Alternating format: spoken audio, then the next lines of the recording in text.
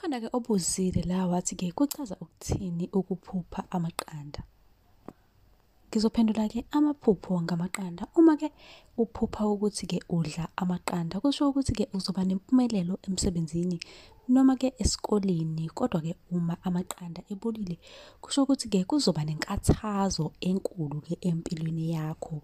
Leli phupho-ke lamaqanda singalihlukanisa-ke ngezindlela ezimbili. Eyokuqala, uma-ke kukuthi-ke uphupha amaqanda afile, lokho-ke kusho ukuthi ukungaphumeleli kulokhu okwenzayo noma-ke ubuhlose ukuqala ukukwenza. Kungaba-ke ngokwemfundo noma ngokomsebenzi noma okwebhizinisi, uthando, njalo njalo.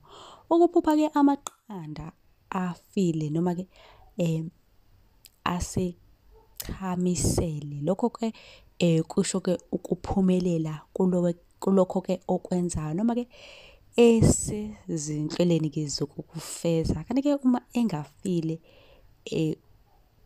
efukanyelwa isikhukhukazi, kuchaza ukuthi izinhlelo zakho zivikelekile kakhulu ngendlela eyisimanga. Mlaleli, ungabuza-ke nawe lakho iphupho ukuze-ke sizokuchazela. Ungakhohlwa-ke ukuya ku-YouTube lapha ku-bio ufike usubscribe ukuze uzothola wonke amavidiyo aphelele ngamaphupho eniwabuza la kuma-comment.